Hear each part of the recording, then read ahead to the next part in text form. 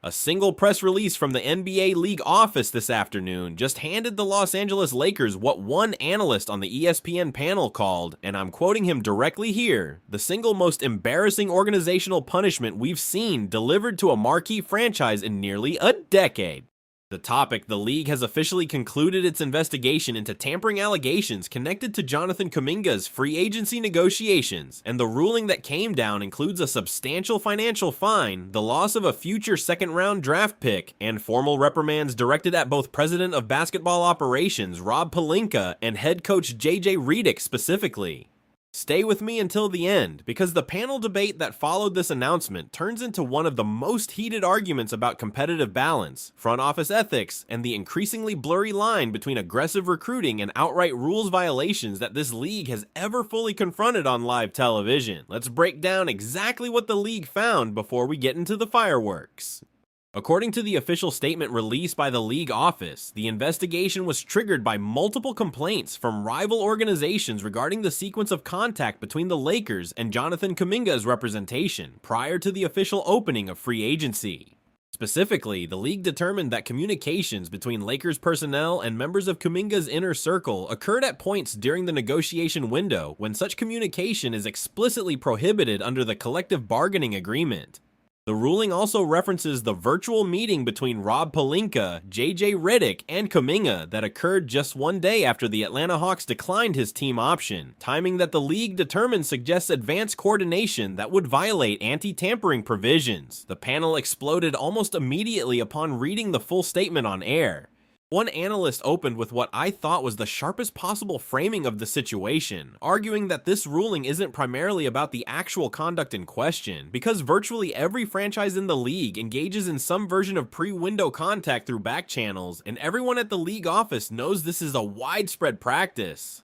What makes this ruling significant, according to this analyst, is that the league finally chose to enforce the letter of the rule against one of the most visible franchises in professional sports, essentially sending a message to the rest of the league about what will and will not be tolerated moving forward under the new commissioner's office priorities. The pushback was immediate and genuinely furious. Another analyst on the panel argued that this ruling is fundamentally unfair precisely because everyone knows the same practices happen everywhere else without consequence, and singling out the Lakers because they happen to be the most watched franchise in the league creates exactly the kind of selective enforcement dynamic that erodes trust in the league office's neutrality. You cannot have a rule that's universally violated and then only punish the violators who happen to generate the most television ratings, because that's not enforcement, that's targeting. Then came the specific breakdown of what the punishment actually costs the franchise long term, and this is where the analysis got genuinely detailed. The financial fine, while significant on paper, is effectively meaningless for an organization now owned by Mark Walters' group, whose collective net worth makes any conceivable NBA fine mathematically irrelevant. The loss of a future second-round draft pick, given that the Lakers already don't control a first-round selection until 2032 following the Walker-Kessler trade, actually does sting quite a bit more than it would for most franchises because their draft cupboard is already effectively bare for the next half-decade. The formal reprimands directed at Pelinka and Redick are the elements that might carry the most actual weight because they create a permanent institutional record that could influence how future violations get penalized if either executive is ever accused of similar conduct going forward. But then one analyst raised what I think was actually the most explosive angle of the entire discussion. If the league office found sufficient evidence to conclude that pre-window contact occurred between the Lakers and Kuminga's representation, then by definition, the current negotiation between the two sides is already tainted from a competitive integrity standpoint. Rival teams pursuing Kuminga, most notably the Cleveland Cavaliers, might now have legitimate grounds to formally protest any eventual signing that occurs between the Lakers and Kuminga, arguing that the entire market for his services was distorted by the improper conduct that the league has now officially confirmed took place. That opens up an entirely separate legal and procedural nightmare that could potentially delay or even completely derail Kuminga's eventual signing regardless of which team he ultimately chooses. The counter-argument was that no such formal protest has ever succeeded in the modern history of the league, and the practical remedy for anti-tampering violations has consistently been financial penalties and draft compensation rather than voided contracts or restricted negotiations. According to this analyst, worrying about rival franchises somehow blocking a future Kuminga signing is essentially media speculation that has no basis in how the league office has actually enforced these rulings in the past. That's when the conversation shifted to the broader implications for Rob Pelinka's job security specifically, because this is genuinely the second high-profile institutional embarrassment his front office has absorbed this offseason. First, the Rui Hachimura decision drew public criticism from within the locker room, most recently amplified by Austin Reeves' controversial comments from the Slovenia minicamp. Now, this tampering ruling adds a formal league office reprimand to his permanent record. According to one analyst, ownership under Mark Walters' new group is still relatively early in learning how the organization operates, and having their basketball operations leader accumulate this kind of negative attention within the first calendar year of the ownership transition is exactly the kind of pattern that eventually forces uncomfortable conversations at the highest levels of any franchise. The rebuttal was that Pelinka's actual track record of talent acquisition remains genuinely strong, having successfully executed the Luka Doncic trade, retained Austin Reeves on a favorable long-term structure, solved the center position through the Walker Kessler acquisition, and rebuilt the depth of the roster despite operating without meaningful cap flexibility. Judging him primarily on procedural violations rather than on the actual quality of the roster he's constructed would be missing the forest for the trees, and any competent ownership group would recognize that distinction rather than making reactive personnel decisions based on media narrative. Then came what might have been the most cutting exchange of the entire segment, when one analyst pointed out that this specific ruling might actually make it significantly harder for the Lakers to close the Kuminga negotiation at all.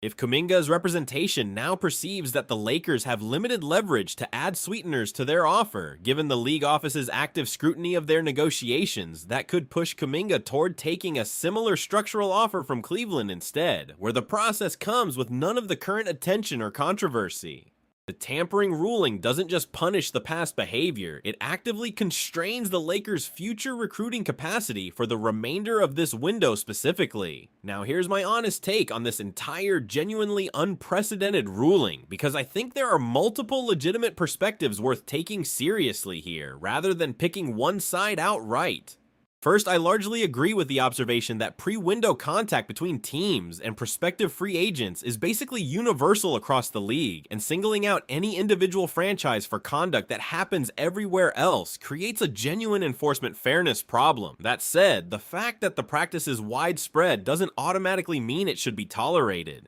Rules exist precisely to constrain what would otherwise become a completely uncontrolled race to the bottom, and periodic high-profile enforcement is arguably necessary to maintain even the pretense of competitive integrity across the league. Where I have more mixed feelings is the specific severity of the punishment relative to the actual conduct in question. The financial fine is essentially symbolic given the ownership structure. The loss of a second-round pick is a meaningful but not devastating penalty, especially given that the Lakers' draft position is already compromised for years to come. The public reprimands directed at Pelinka and Redick specifically are the elements that might have the most lasting institutional impact, precisely because they create a paper trail that could be referenced in any future ruling involving either executive. Where I genuinely think this ruling matters most is in the broader signal it sends to the entire league about the new commissioner's office priorities. If aggressive pre-window contact is now going to be enforced more rigorously than in previous years, every franchise across the league is going to have to significantly adjust their internal recruiting practices, and the competitive dynamics of free agency itself might actually shift meaningfully as a result. That's a much bigger story than what any single ruling against any single franchise ultimately means in isolation. Regarding Rob Pelinka's job security specifically, I actually think the panic on the panel about this being an existential threat to his role is somewhat overblown. Ownership groups almost never fire basketball operations leaders in the middle of an offseason immediately following a competent roster reconstruction, and Mark Walters' group has essentially no incentive to create additional institutional instability during their first full year of ownership. Pelinka is almost certainly safe through at least the end of the upcoming season, and probably significantly longer, unless the actual on-court results collapse in a way that nobody currently expects. The Kuminga negotiation is the piece I'll be watching most closely in the immediate aftermath of this ruling. If the Lakers still manage to close a deal with Kuminga in the coming weeks, despite the additional scrutiny, that actually becomes a genuinely impressive demonstration of front office resilience under pressure. If Kuminga instead signs elsewhere, most likely with Cleveland, then this ruling ends up looking like the specific catalyst that cost the Lakers their final major offseason target, and the narrative around Pelinka's summer instantly shifts from competent reconstruction to fatal procedural error. There's one final angle I want to explore before wrapping up, and it involves the Slovenia minicamp itself, because there are already rumors circulating that the league office is reviewing whether any elements of that gathering also potentially violated collective bargaining agreement provisions regarding organized team activities outside of the officially sanctioned calendar. If that secondary investigation produces any additional findings, the Lakers could potentially be looking at compound penalties across multiple separate rulings within the same calendar year, which would represent a genuinely unprecedented level of institutional discipline for a marquee franchise. Whether that broader review produces anything or not, the current ruling alone represents a meaningful inflection point in how the league office intends to police front office behavior going forward, and every organization across the league is going to be recalibrating their internal practices in direct response. In a competitive environment where marginal advantages accumulated through aggressive recruiting can genuinely swing championship windows, that kind of league-wide behavioral shift matters enormously beyond just the immediate impact on any single franchise. Do you think the league office handed down an appropriate punishment given the specific conduct in question, or do you think singling out the Lakers for practices that occur across the entire league creates a genuine competitive fairness problem going forward? Drop your honest opinion in the comments, hit that like button if this breakdown helped clarify what actually just happened, and subscribe to the channel because there's plenty more Lakers coverage coming your way all week long. See you in the next video.